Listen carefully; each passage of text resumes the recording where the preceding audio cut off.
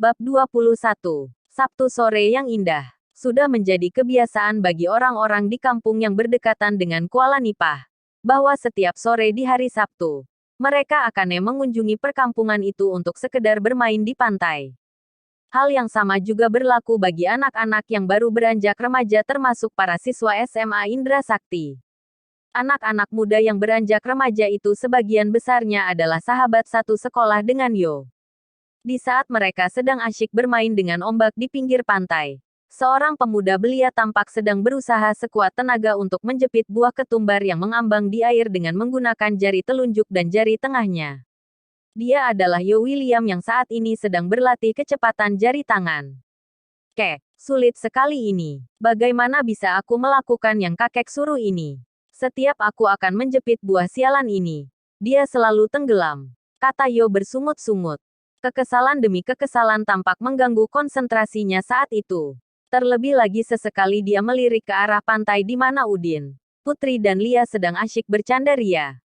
Batinnya meronta-ronta ingin berlari dan menghampiri mereka untuk bermain bersama.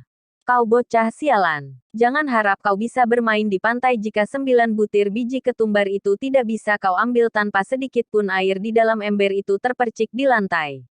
Bentak Tengku Mahmud sambil melotot. Jika aku membantah lagi, pasti nanti aku akan disuruh kembali ke negaraku, kata Yo dalam hati. Hatinya benar-benar menangis saat ini. Bagaimana tidak? Dia bahkan tidak boleh makan jika latihannya itu tidak selesai. Baiklah, aku pasti bisa, kata Yo dengan bersemangat. Sesekali tampak dia menul hidungnya menirukan gaya Bruce Lee. Ada apa dengan hidungmu itu? Tanya Tengku Mahmud yang heran karena setiap kali Yo mulai berkata sombong, dia pasti akan menul hidungnya. Itu adalah gaya Bruce Lee. Dan aku adalah the next Bruce Lee, kata Yo. Namun dia segera tertawa terbahak-bahak melihat pantulan wajahnya di air dalam ember itu. Dasar anak sedeng. Heh Yo, apakah ayahmu juga memiliki sifat yang sama denganmu? Tanya Tengku Mahmud. Aku tidak tahu tapi kata kakek uyutku, ayahku juga sontoloyo. Jawab Yo dengan jujur dan ekspresi wajah tidak bersalah. Sekarang cepat selesaikan latihanmu.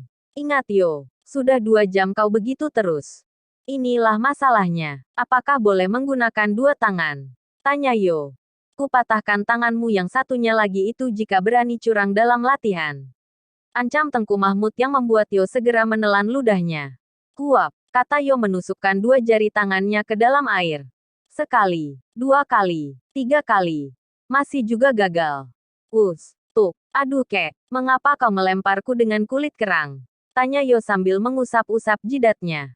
Gunakan otakmu. Fokuskan kepada sasaran. Iyalah iya. Jawab Yo yang sejak tadi sudah kesal. Klap, berhasil. Aku berhasil, kata Yo dengan gembira. Mau menipuku ya? Kata Tengku Mahmud segera menghampiri anak itu. Menipu bagaimana? Ini kan, lihat ini, kata Yo sambil menunjukkan buah ketumbar di antara jepitan jari tangannya. Aku akan melihatnya. Coba kau ulangi sekali lagi, pinta Tengku Mahmud. Ih, kakek ini bagaimana? Aku sudah susah payah malah disuruh ulang, kata Yo dengan wajah hampir menangis. Keletuk, kau itu bukan mau latihan, tapi mau main-main di pantai bersama teman-temanmu itu kan? Tanya orang tua itu sambil menjitak lagi kening Yo William. Hehehe, kata Yo sambil nyengir. Kau boleh bermain di pantai, tapi dengan satu syarat. Apa itu syaratnya Tanya Yo mulai bersemangat. Kau ambil potongan tong drum plastik itu, sandang di pundakmu. Aku akan masuk ke dalam dan kau harus menggendong aku di sepanjang pantai sana, kata Tengku Mahmud. Musnah sudah harapan anak lelaki itu untuk bermain bersama teman-temannya. Kini dia harus menggendong Tengku Mahmud di dalam potongan drum plastik yang sudah diberi tali sandang. Harus begitu ya Tanya Yo yang sudah mulai merinding. Sudah jangan banyak omong. Cepat atau kau harus mengulangi latihan ini sampai ke pagi, bentak Tengku Mahmud. Iya sudah. Aku ambil dulu tong drumnya, kata Yo berjalan menghampiri potongan tong drum itu sambil garuk-garuk kepala. Kini Yo tampak meletakkan tong drum yang sudah dipotong seperempatnya itu di hadapan Tengku Mahmud. Sambil tersenyum jahat, Tengku Mahmud pun mulai memasuki tong tersebut dengan tak lupa dia membawa cambuk yang terbuat dari ekor ikan pari. Kini Yo sudah mulai jongkok dan memasukkan tangannya di sela-sela tali pengikat tong drum itu. Setelah posisinya benar, dengan susah payah Yo William bangkit berdiri lalu terhuyung-huyung. Berat sekali kakek ini. Kek, aku lihat tubuh kakek kurus. Tapi mengapa berat sekali? Kebanyakan dosa kakek ini ya kan? Tanya Yo sambil menggendong Tengku Mahmud yang duduk di dalam drum itu ke arah pantai. Kau memakiku Yo. Apakah kau belum pernah dilecut dengan cambuk yang terbuat dari ekor ikan pari ini hah? Tanya Tengku Mahmud menghardik. Hehehe, memang iya. Tidak mungkin berat aku katakan ringan. Itu sama saja dusta, kata Yo sambil terus melangkah. Aku sudah tua, wajar jika dosaku banyak sedangkan amalan baikku sedikit. Ah sudahlah, ayo lekas jalan. Kalau bisa, berlari sekalian. Baik kek, lalu. Dengan geram Yo William berlari-lari melompat-lompat seperti seekor kuda liar membuat Tengku Mahmud terlonjak-lonjak di dalam tong drum tersebut. Apa yang kau lakukan Yo? Apa kau mau pinggangku ini patah? Tanya Tengku Mahmud dengan gusar. Berpegangan kek, jika kau terjatuh. Jangan salahkan aku. Salahkan nasibmu yang apes. Kata Yo menjawab sambil terus berlari dengan cara melompat-lompat. Kejadian aneh antara cucu dan kakek ini membuat beberapa sahabatnya di sekolah merasa heran sekaligus lucu.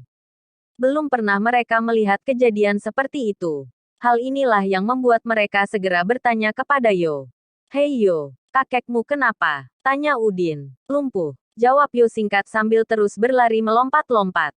Kletuk, kau mendoakan aku lumpuh ya? Bentak Tengku Mahmud. Lalu aku harus menjawab apa kek? Tanya Yo sambil mengusap kepalanya. Ya sudah terserah kau sajalah. Kata Tengku Mahmud pasrah. Orang tua ini harus diberi pelajaran lagi. Berpikir sampai di situ. Yo kemudian berlari sekuat tenaga lalu berbelok ke kiri dan ke kanan dengan bekas telapak kakinya di pantai itu persis seperti ular kena pukul. Gaya zigzag itu membuat Tengku Mahmud nyaris muntah karena sejak tadi isi perutnya sudah dikocok-kocok karena Yo melompat-lompat seperti kuda. Kini dia malah berbelok ke kiri dan ke kanan. Sudah. Turunkan aku. Antar tong drum ini ke rumah lalu pergilah bermain bersama teman-temanmu. Kata Tengku Mahmud. Hahaha, berhasil. Kata Yo dalam hati. Bab 22. 1. Kup. 2. Haid. 3. Ciaat. Bagus. Sekarang langkah serta kuda-kudamu sudah bagus. Hehehe. Terima kasih kakek. Jawab pemuda belia itu sambil menul hidungnya. Yo, sekarang kau perhatikan baik-baik satang tawon yang di sana itu. Apa kau berani melemparnya? Tanya kakek tua itu. Beranilah. Siapa takut? Jawab anak lelaki itu.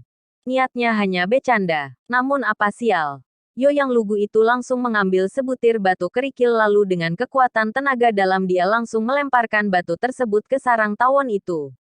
Jangan Yo, kakek hanya bercanda. Telat. Batu itu sudah melesat lalu menghantam sarang tawon tadi hingga retak. Ngung, ngung. Terdengar suara berdengung dari arah gundukan yang dilempar oleh Yo tadi. Kini di sekitar sarang tampak hewan hitam bersayap itu berkeluaran lalu sebagian dari mereka mulai mengejar ke arah kakek dan cucu itu. Lari kek, mati kita. Kata Yo lalu segera lari pontang-panting. Lelaki tua dengan rambut yang sudah memutih semuanya itu pun tanpa babi bu lagi langsung tancap gas. Kedua orang beda usia itu tampak pontang-panting saling susul lalu menceburkan diri ke dalam air laut di pinggiran pantai itu. Wah, putus nafasku, kata lelaki tua itu sambil tercungap membuka mulutnya untuk menghirup udara. Sementara itu, Yo yang lebih lincah sudah timbul agak jauh dari lelaki tua itu. Dasar goblok, mengapa kau mau saja aku suruh hah? Hampir mati kita tadi. Itulah kakek. Aku mana tahu. Aku pikir itu adalah bagian dari latihan. Jawab anak itu seenaknya. Awas kek, di atas kepalamu. Kata Yo berteriak membuat Tengku Mahmud menjadi kalang kabut. Mana? Hah mati aku. Biur. Terdengar suara air bergolak ketika Tengku Mahmud kembali mencebur ke dalam air. Hahaha, dasar orang tua. Mau saja aku tipu. Kata Yo lalu berlari untuk kembali ke pondok. Yo, hoi Yo, kemana pula anak setan itu? Kata Tengku Mahmud sambil celingak-celinguk. Aku di sini kek, kata Yo menyahut sambil tertawa terpingkal-pingkal. Dasar anak setan, kau mengerjai aku ya? Mengapa kau menipuku hah? Aku ini adalah wujud lain dari ayahku, ibuku. kakek uyutku dan juga dirimu. Jika kalian seperti itu, maka aku akan lebih parah. Jawab Yo sambil tertawa. Sejenak dia berhenti tertawa. Kemudian dia menul hidungnya lalu kembali tertawa. Yo, sudah berapa lama kau di sini? Tanya kakek itu kepadanya. Sudah lama juga kek. Aku sekarang sudah kelas 3. Berarti sudah 2 tahun. Jawab Yo. Tidak terasa waktu begitu cepat berlalu. Semua yang aku miliki sudah aku ajarkan kepadamu. Tapi kau harus ingat Yo. Kelak kau tidak boleh sombong. Kepandaian yang kau miliki ini bisa saja ada yang lebih tinggi lagi. Di atas langit masih ada langit. Di atas dari segala itu masih ada Sang Pencipta yang Maha Berkuasa. Maka dari itu kau jangan pernah angkuh dan merasa paling hebat. Kata Tengku Mahmud berpesan. Selama kau di sini, apakah kau pernah menelepon orang tuamu? Tanya Tengku Mahmud. Di sini susah jaringan. Aku harus memanjat pohon kelapa itu untuk mencari sinyal. Jawab Yo. Tidak ada lagi yang bisa aku ajarkan. Semuanya sudah kau miliki. Apakah kakek akan menyuruhku untuk pulang? Tanya Yo. Setiap ada pertemuan, pasti ada perpisahan. Sebentar lagi kau akan tamat SMA. Maka kau harus kembali ke negaramu. Kakek ada satu pesan untukmu. Kata Tengku Mahmud. Apa itu kek? Tanya Yo yang mulai menunjukkan kesedihan. Jika kau nanti kembali ke negaramu, ingatlah untuk jangan terlalu cepat menceburkan diri ke dalam sesuatu bidang. Sebaiknya pelajari dulu seluk-beluknya. Setelah kau menguasai, maka terserah kepadamu saja. Aku mendengar bahwa ayahku adalah seorang bisnisman. Kakek Jeff bilang kalau ayahku memiliki perusahaan yang katanya akan diwariskan kepadaku. Menurut kakek, apakah aku terima atau ditolak saja? Tanya Yo yang memang tidak terlalu mengerti. Yo sama sekali tidak tahu beban berat yang akan dia pukul di kemudian hari. Yang dia tahu hanyalah belajar, belajar dan belajar tanpa dia sadari bahwa dirinya memang dipersiapkan untuk menjadi seorang pewaris tunggal dari aset nyaris triliunan dolar milik keluarganya. Dasar anak goblok, jika tidak kau terima, lalu siapa lagi yang akan menerimanya? Bentak kakek itu. Yang aku maksud, jangan terburu-buru. Faham, Yo mengerti kek. Segala nasihat dan pesan kakek akan selalu Yo ingat. Kata anak itu. Asteris asteris asteris asteris asteris asteris asteris asteris asteris. Garden Hill. Di atas sebuah bukit yang tidak terlalu tinggi. Tampak rombongan mobil-mobil mewah sedang terparkir dan di depan mobil tersebut terlihat beberapa orang lelaki setengah baya. Serta seorang lelaki berusia sekitar 20-an memperhatikan saja seorang lelaki tua 60-an memberikan penjelasan. Tuan Muda Honor, kota ini bernama Garden Hill. Ini adalah kota kecil yang sangat bagus untuk memulai invasi Anda di dunia bisnis di negara ini. Lihatlah gunung-gunung yang menjulang itu. Sangat cocok untuk dijadikan tempat wisata dengan pemandian air panas dan lokasi bagus untuk villa-villa mewah. Sedangkan Bukit Landai itu sangat cocok untuk dijadikan lapangan golf, arena pacu kuda serta restoran dan pusat hiburan. Bagaimana menurut Anda? Tanya lelaki tua berusia 60-an itu. Dia adalah Tuan Paul, mantan manajer yang tertangkap berkhianat lalu dipecat serta dipenjarakan oleh pemilik perusahaan Future of Company. Hari ini seorang tuan muda dari keluarga Miller yaitu pewaris seluruh kekayaan keluarga Miller itu tiba di negara ini dalam rangka mewujudkan cita-cita keluarganya yang lama tertunda untuk menguasai peta bisnis di negara ini. Paul, aku mendengar bahwa di negara ini ada 4 perusahaan raksasa. Mengapa mereka bisa melewatkan tempat bagus untuk dijadikan ladang bisnis ini? Tanya anak muda yang dipanggil dengan sebutan Tuan Muda Honor oleh Tuan Paul tadi. Sebenarnya mereka sudah melirik kawasan ini Tuan Muda. Namun mereka masih kalah cepat dengan kita. Di sini ada juga perusahaan kecil yang bergerak di bidang konstruksi serta beberapa cabang perusahaan yang bergerak di bidang wisata. Namun jika dibandingkan dengan perusahaan Arold Holding Company milik keluarga Anda, perusahaan lokal ini tidak ada sekuku hitam.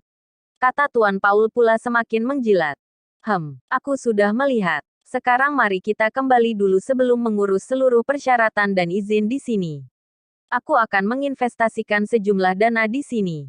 Kau bisa mengatur semuanya, kata Honor tanpa memandang ke arah Tuan Paul. Jangan khawatir Tuan Muda. Saya akan mengurus semuanya untuk Anda. Pokoknya Anda tinggal terima beres. Hubungi pemerintah setempat untuk bernegosiasi. Tidak apa-apa sedikit keuntungan. Yang penting kita bisa bertapak di negara ini. Setelah itu, future of company harus tumbang di tanganku. Anda sangat kompeten Tuan Muda. Pasti itu bukan suatu hal yang sulit, kata Tuan Paul yang terus saja menjilat. Tak lama setelah itu, rombongan mereka pun pergi meninggalkan bukit tempat mereka melihat-lihat tadi. Beberapa orang dari kejauhan hanya memperhatikan saja kepergian rombongan itu dengan senyum mencibir di wajah mereka. Bab 23. Tuan Besar. Saat ini pewaris dari keluarga Miller telah tiba di Megaton 2 kemarin dan siang tadi. Anak buah kita mengatakan bahwa mereka tiba di Garden Hill. Seorang lelaki setengah baya memberi laporan kepada lelaki yang dia sebut sebagai Tuan Besar tadi yang sedang berada di ruangan kerjanya di kantor besar perusahaan Future of Company yang berada di Mountain Lotus itu. Apakah mereka ada mengambil gambar atau video? Tahta Tuan Besar itu. Ada Tuan. Sebentar akan saya tunjukkan. Jawab lelaki itu lalu menyerahkan ponselnya kepada Tuan Besar tersebut. Lelaki yang duduk di kursi tersebut menggeser layar ponsel yang diserahkan kepadanya tadi lalu memperhatikan dengan seksama.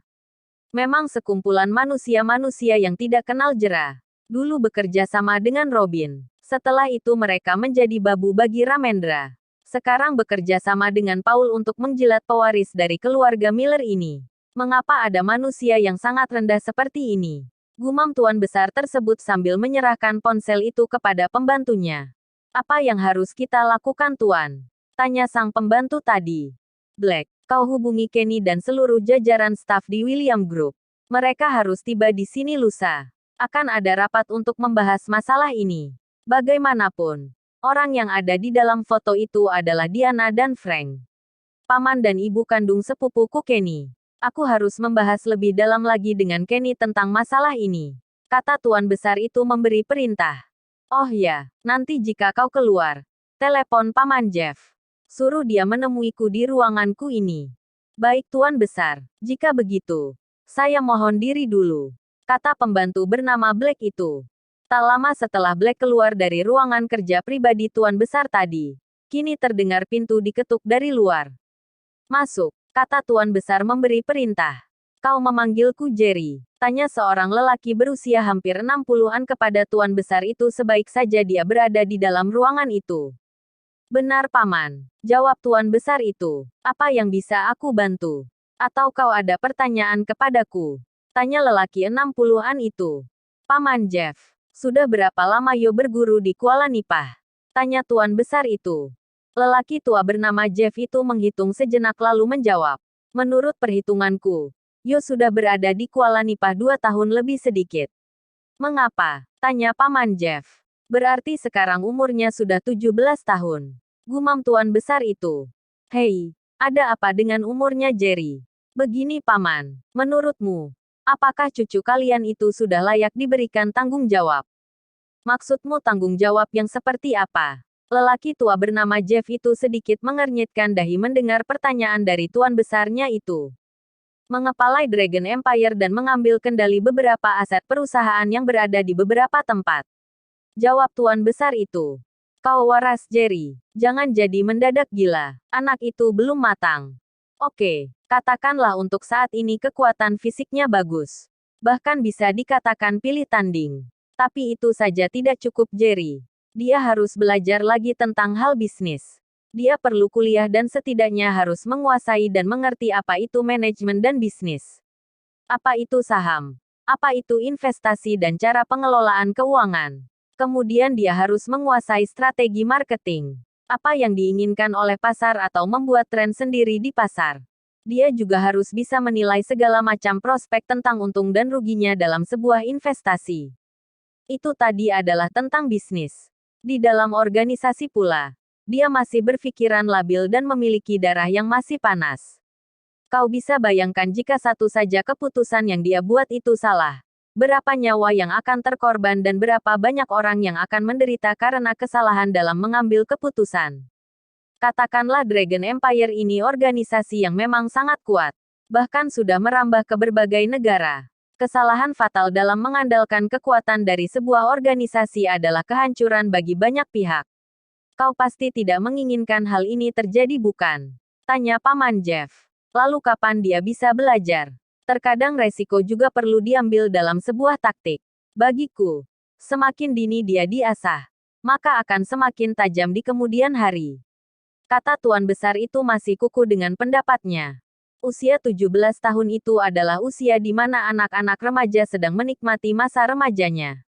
Jangan kau sita kebahagiaan putramu hanya karena kau ingin menjadikan dirinya seperti yang kau inginkan. Dia belum siap untuk memikul beban berat seperti itu. Ingat bahwa kau pun dulu mengemban tugas itu saat sudah berusia 22 tahun. Sekarang aku ingin bertanya, berapa banyak beban yang kau pikul? Seberapa kuat lawanmu ketika itu? Dan seberapa banyak orang-orang yang memiliki kepintaran di sekelilingmu? Kau ada Ryan, ada Daniel, ada Rico. Kau juga punya Arslan, Harry, Black, David dan Kevin. Di dalam ruang rapat kau punya Tuan Barry, Ronald, Austin, Richard, Rustam, Isa, Raven, manajer Olive dan banyak lagi. Sementara di dalam organisasi, kau punya Draco, Tuan Sham, Regan dan aku. Sementara Yo, siapa yang dia miliki? Tanya Paman Jeff sambil menatap ke arah tuan besar itu dengan tatapan penuh pertanyaan. Kau mungkin benar Paman, tapi aku juga tidak sepenuhnya salah. Ini hanya dari sudut pandang antara Paman dan aku. Mungkin Paman menilai dari sisi kekeluargaan. Namun aku, sebagai bisnisman punya pandangan sedikit berbeda. Ini karena aku berkaca dari kesuksesan mendiang ayahku ketika berusia 17 tahun mampu bersaing dengan nama-nama besar lainnya. Bahkan kakek William pun mewarisi William Group ketika itu berusia hampir sama. Jadi, bagi Yo nanti, dia bisa bekerja sambil belajar.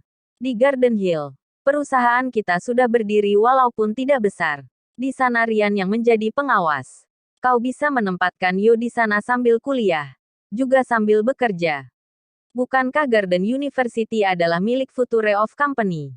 Paman, mengapa kau ingin menempatkan cucumu itu di kawasan perang? Kau tahu bahwa Garden Hill kapan saja bisa menjadi medan perang antara kita dengan keluarga Miller.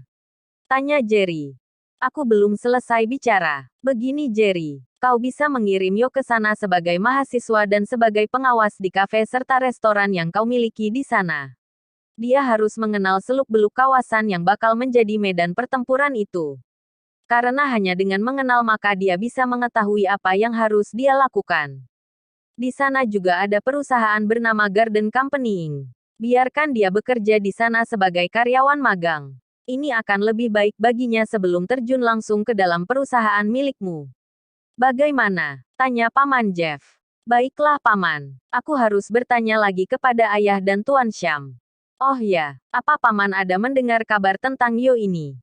Anakmu itu nakalnya setengah mati. Setiap hari ada saja ulahnya. Aku mengirim Monang bergantian dengan Ucok untuk memantau anakmu di sana. Dia baik-baik saja, kata Paman Jeff. Oh ya Paman, bicara tentang Dragon Empire cabang kota Kemuning. Minggu depan aku dengar Tigor akan bebas dari penjara. Sebaiknya aku kirim saja Yo ke sana. Bukankah lencana lambang ketua organisasi ada padanya? Kata tuan besar itu. Boleh kalau itu menurutmu baik. Sekalian dia berkenalan dengan mereka di sana. Baiklah Jerry, jika tidak ada lagi yang kau tanyakan, aku mohon diri dulu. Kata Paman Jeff.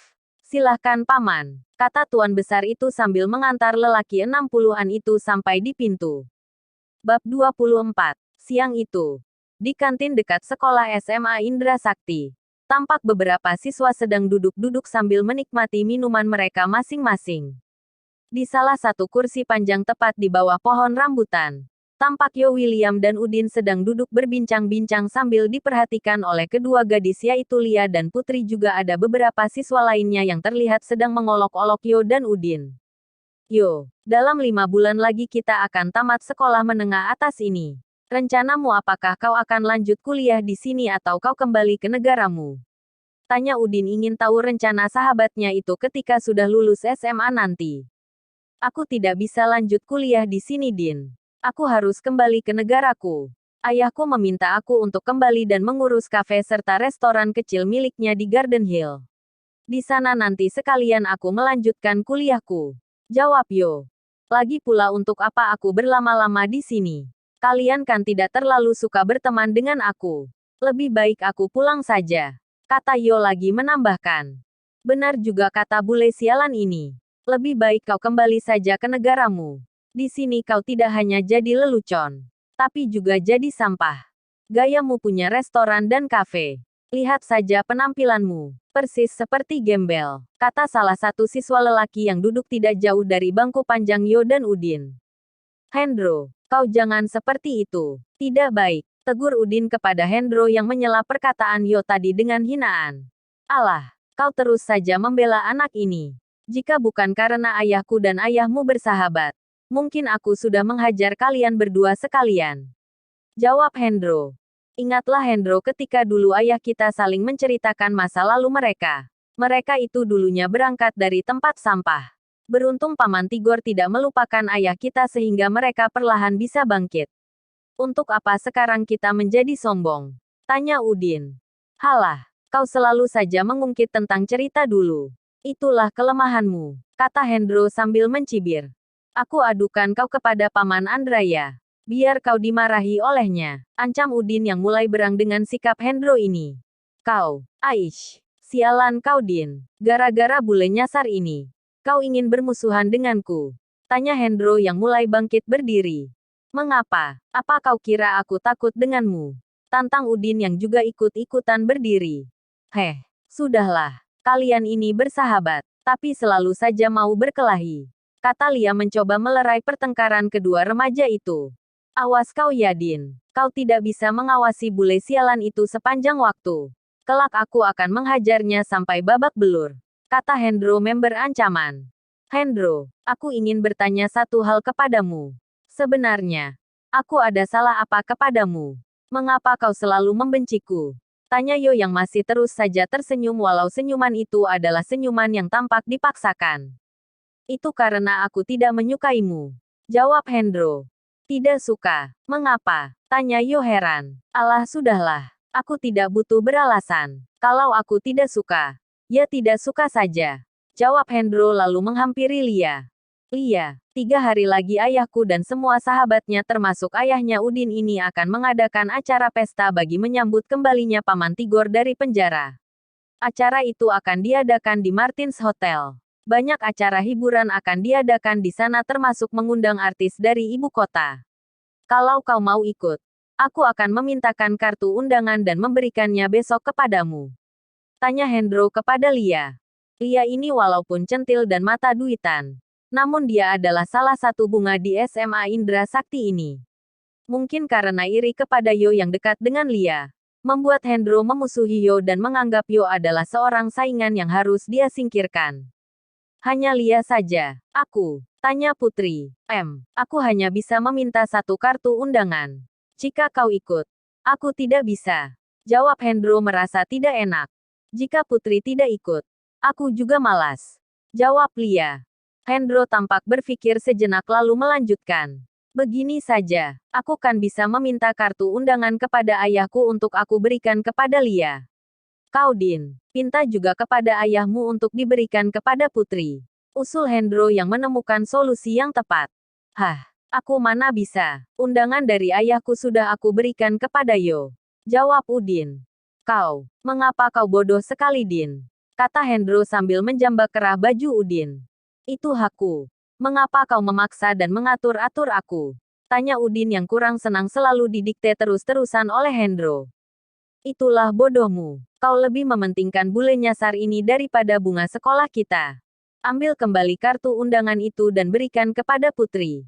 Pinta Hendro memaksa agar Udin mengambil kembali kartu undangan yang telah dia berikan kepada Yo. Aku tidak pernah meminta kembali sesuatu yang sudah aku berikan. Pantang bagiku melakukan hal terhina seperti itu. Kata Udin yang tetap pada pendiriannya. Din, apa bedanya Yo dengan Putri? Mengapa kau lebih mengutamakan Yo si bule sialan ini dibandingkan Putri? Tanya Hendro yang tidak habis pikir dengan keputusan Udin memberikan undangan itu kepada Yo. Sudahlah Din, aku tidak terlalu perlu dengan undangan ini. Aku akan memberikan kepada Putri. Kata Yo sambil mengeluarkan kartu undangan eksklusif dari sakunya dan memberikan kartu tersebut kepada Putri. Ini putri. Kau terimalah kartu undangan ini dan 3 hari lagi berangkat bersama dengan Udin ke acara itu. Kata Yo lagi sambil menyodorkan kartu undangan itu. Sambil tersenyum manis, putri pun menerima kartu itu lalu menatap ke arah Lia. Kau terima saja Lia. Kita akan berangkat berempat ke acara itu. Kata putri mengusulkan. Baiklah, aku tunggu besok kartu undangan itu darimu. Kata Lia kepada Hendro.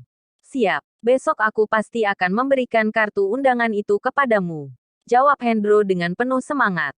Kini mereka bisa tertawa bersama lalu Hendro menarik tangan Lia untuk meninggalkan kursi panjang itu. Setelah itu, putri pula menarik tangan Udin untuk menyusul Lia dan Hendro. Sambil menatap ke arah Yo, yang hanya mengangguk. Udin mau tidak mau menuruti saja ajakan putri. Dalam hatinya dia sangat kasihan melihat Yo yang kini ditinggal sendirian duduk di kursi itu. Seperti orang yang terasingkan. Kini Yo juga bangun dari kursi tersebut. Berangkat ke kasir untuk membayar semua biaya yang mereka minum tadi lalu segera melangkah ke kelas dengan maksud untuk menunggu bel sekolah berbunyi. Tret, tret. Tiba-tiba saja ponsel Yo bergetar menandakan ada yang menelepon ke nomornya. Ini karena semua siswa tidak boleh mengaktifkan nada dering di ponsel mereka ketika sedang berada di kawasan sekolah. Siapa ini? Kata Yo dalam hati sambil merogoh sakunya. Ayah, ada apa dia meneleponku di jam segini? Tanya Yo lagi dalam hati ketika dia melihat nama pemanggil di layar ponselnya tersebut. Bab 25. Dengan dahi sedikit berkerut menandakan bahwa dia sedang bertanda tanya dalam hatinya. Yo akhirnya menjawab juga panggilan dari ayahnya itu lalu segera berdiri menyandar di dinding sekolah. Halo ayah, kata Yo mengawali pembicaraan mereka lewat telepon itu. Yo anak ayah, bagaimana kabarmu di sana?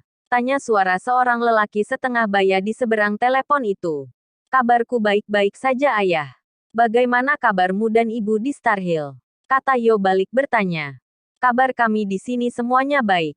Kau tidak perlu khawatir. Oh ya, apakah uangmu cukup di sana? Tanya sang ayah.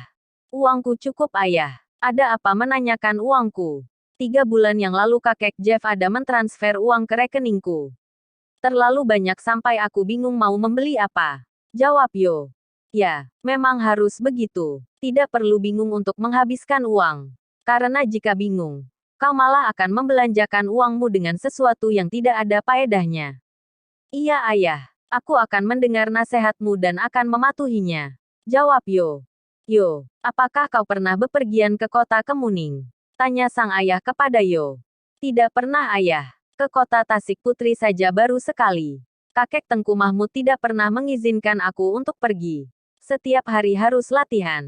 Memangnya ada apa dengan kota Kemuning itu ayah? Di sini aku memiliki beberapa sahabat satu sekolah yang berasal dari kota Kemuning. Namun di sini mereka menyewa rumah untuk tempat tinggal mereka. Kata Yo bertanya sekaligus menjelaskan. Begini Yo, ayah memiliki seorang sahabat di kota Kemuning bernama Tigor. Dia baru saja bebas dari penjara. Ayah sebenarnya ingin mengunjungi sahabat ayah itu. Tapi di sini ayah sangat sibuk.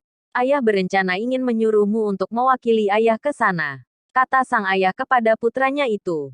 Tigor, tanya Yo. Sejenak dia berpikir kemudian dia ingat bahwa Hendro, Udin, Lia dan Putri tadi menyebut-nyebut nama Tigor serta Martins Hotel. Dengan mencoba menebak-nebak, Yo pun bertanya kepada ayahnya. Ayah, apakah Tigor itu di kota Kemuning lalu di sana ada hotel yang bernama Martins Hotel? Tanya Yo. Hei, dari mana kau Yo? Tanya si ayah. Tadi teman-temanku juga membahas masalah ini. Mereka semua mendapat kartu undangan. Aku tidak bisa ke sana karena tidak memiliki kartu undangan. Kata Yo dengan polosnya. Hahaha, kau tidak perlu kartu undangan itu anakku. Kau hanya perlu menunjukkan lencana lambang naga pada kalungmu. Itu sudah lebih dari cukup. Kata sang ayah sambil tertawa. Apa hebatnya kalungku ini? Tanya Yo yang memang tidak tahu menahu tentang arti dari kalung berlambang naga dan harimau yang selalu dia pakai sejak berusia 1 tahun itu. Kau tidak tahu artinya bukan?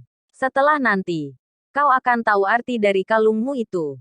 Kalung itu bukan kalung sembarangan. Jika kau ingin menghancurkan satu kota pun bisa dengan kalung itu. Kedengarannya seperti film Power Rangers ayah. Hahaha, kata Yo malah mencibir dengan perkataan ayahnya tadi. Kau jangan tengil dengan ayahmu ini Yo. Kualat kau nanti. Turuti saja apa yang ayah katakan. Ingat, 3 hari dari sekarang kau harus berangkat ke kota Kemuning. Iya, aku akan menurut. Kalau diusir, paling ya pulang lagi. Aku kan ada uang untuk ongkos. Kata Yo. Berani mengusirmu. Berarti mereka sudah lelah dan bengkok. Ayahmu ini akan menendang kantong kemenyan mereka satu persatu. Kata si ayah pula. Apakah aku boleh membawa teman ke sana nanti? Tanya Yo. Kau bisa mengajak seberapapun yang kau mau. Ingat Yo, kau harus berusaha sendiri. Ayah tidak akan menyuruh siapapun untuk menjemputmu. Jadilah seorang lelaki yang berani. Aku tidak pernah takut dengan siapapun ayah. Aku hanya patuh kepada larangan kakek Uyut dan kakek Tengku Mahmud. Katanya tidak boleh berkelahi. Jika boleh, dengan mudah aku bisa menjadi abang besar di sekolah ini. Kata Yo tanpa maksud sombong. Ya sudah, ayah sedang sibuk. Ingat untuk tidak terlalu nakal dan jahil kepada Tengku Mahmud. Atau kau akan kehilangan lagi ketika dia meninggal seperti kakek Uyutmu. Semoga aku tidak kehilangan lagi. Kali ini kalau kehilangan lagi, aku akan menangis darah. Kata Yo. Makanya kau harus patuh dan jangan keterlaluan. Ingat untuk tidak sombong dan menindas orang lain dengan kemampuan yang kau miliki. Iya ayah. Yo mengerti. Kata Yo lalu mengakhiri panggilan telepon tersebut. Selesai melakukan panggilan, Yo kini meraba bagian dadanya di mana kalung itu tersembunyi di balik pakaiannya. Apa iya kalung ini seperti film Power Rangers atau Ultraman yang bisa menghancurkan satu kota? Tanya Yo dalam hati. Namun hanya sebentar saja lalu dia tertawa sendiri seperti orang gila ketika menyangkal semua yang dia pikirkan tentang kalung itu. Yo kini kembali berpikir dalam hati siapa orang yang akan dia ajak menghadiri pesta penyambutan sahabat ayahnya itu di kota Kemuning. Sebagai anak muda 17-an yang memiliki tampang yang genteng, perawakan yang maco dan berkulit putih dengan rambut sedikit pirang, sebenarnya banyak yang tertarik dengan Yo ini. Namun sebagian besar yang tertarik dengan dirinya karena dia suka mentraktir mereka makan di kantin. Karena Yo ini orangnya tidak pelit dan selalu terbuka, maka banyak juga orang-orang yang manfaatkan kebaikannya. Dia tahu semua itu, tapi dasar Yo yang kebingungan menghabiskan uang yang tiap 3 bulan sekali ditransfer oleh kakek Jeff ke rekeningnya. Dia pun masa bodoh dan terus saja mentraktir mereka. Sejenak Yo berpikir lalu terlintas satu sosok gadis cantik yang pendiam dan selalu menyendiri. Gadis itu bernama Tiara. Dia dari keluarga miskin di kampung Kuala Nipah. Jarang bergaul karena ketika dia bergabung dengan yang lain, sebagian dari mereka akan menghina. Namun dia sangat baik dengan Yo dan Yo juga baik dengannya. Mungkin karena mereka ini dari kampung yang sama. Yo sering datang ke rumah Tiara ini untuk menumpang nonton TV atau mengisi daya ponselnya. Ini karena rumah Tengku Mahmud tidak ada listrik. Berpikir sampai di sini, Yo segera mencari Tiara yang biasanya duduk di dekat lapangan basket ketika tidak ada anak-anak yang bermain. Sebelum menemui Tiara, Yo mampir dulu ke kantin lalu membeli minuman kemudian barulah dia menghampiri gadis remaja itu. Hai Tiara, sapa Yo yang hampir sampai di dekat gadis itu. Yo, tumben kau tidak bersama Udin? Tanya Tiara. Ini minum dulu, aku belikan untukmu di kantin. Udin sedang bersama dengan Hendro, Lia dan Putri. Mereka meninggalkan aku. Jawab Yo setelah minuman yang dia berikan diterima oleh Tiara. Ada apa Yo? Sepertinya ada yang penting yang ingin kau sampaikan kepadaku. Tanya gadis cantik itu. Tiara, kalau aku mengajakmu ke kota Kemuning, apakah orang tuamu akan memberi izin? Tanya Yo. Kota Kemuning, untuk apa ke sana Yo? Tanya Tiara. Gini, ayahku punya seorang sahabat di kota Kemuning. Namanya Tigor. Tigor ini 3 hari lagi akan bebas dari penjara dan orang-orang yang menyambut dirinya akan mengadakan pesta di Martins Hotel. Aku disuruh oleh ayahku untuk mewakilinya ke acara itu. Tapi aku bingung karena tidak memiliki teman. Kau mau kan berangkat bersama aku ke kota Kemuning? Tanya Yo William penuh harap. Nanti saja kau tanyakan kepada orang tuaku. Jika mereka memberi izin, aku mau. Jawab Tiara. Baiklah. Jika begitu, nanti sore aku akan ke rumahmu. Kata Yo dengan senyum manis mengembang di bibirnya. Kau tidak kapok ke rumahku Yo. Nanti kau akan dikejar lagi oleh kakekmu pakai cambuk ekor ikan pari. kata Tiara sambil tertawa. Itu karena aku tidak meminta izin. Nanti aku akan meminta izin dulu, kata Yo. Ya sudah, nanti kita ketemu di rumahku saja. Baiklah Tiara yang cantik, kata Yo sambil menarik tangan Tiara untuk berdiri. Kedua anak muda itu kini berjalan bergandengan seperti pasangan yang sedang berpacaran menuju ke kelas mereka. Bersambung.